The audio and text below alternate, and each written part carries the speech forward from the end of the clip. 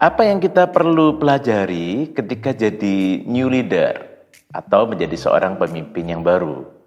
Menurut saya, kita perlu yang pertama menangkap visi di tempat di mana kita menjadi pemimpin, entah itu dalam organisasi, entah itu dalam pelayanan, gereja dan sebagainya. Kita perlu menangkap visi dari pemimpin kita dan juga kita perlu mengerti budaya organisasi atau pelayanan yang di tempat di mana kita berada, supaya kita tahu arah kepemimpinan dan apa yang harus kita bangun ke depan. Yang kedua, kita perlu membangun karakter, teman-teman. Mengapa demikian?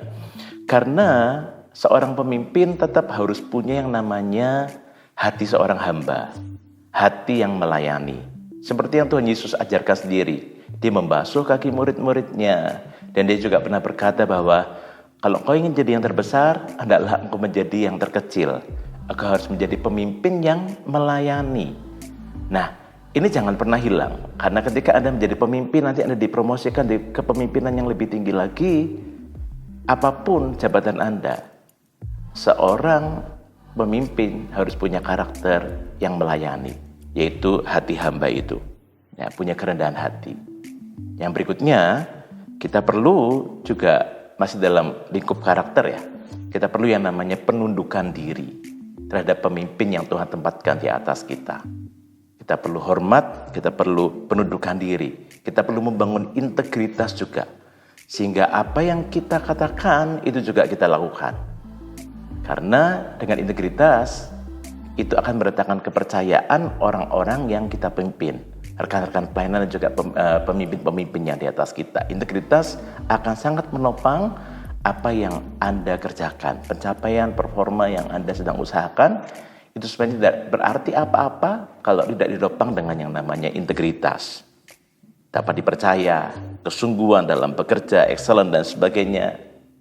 Lalu yang berikutnya, yaitu kita perlu membangun hubungan, membangun relasi. Tentu dengan orang yang di atas kita, pemimpin kita, orang-orang rekan pelayanan kita maupun orang-orang yang kita pimpin. Bangun hubungan atau komunikasi. Ini hal yang sangat-sangat penting dalam sebuah kepemimpinan. Supaya kita juga tahu apa yang terjadi, apa yang dimau, apa yang diharapkan, itu akan membentuk kepemimpinan kita juga. Itu akan mempengaruhi kepemimpinan kita juga. Lalu yang terakhir menurut saya, seorang pemimpin harus memiliki komitmen untuk selalu bertumbuh.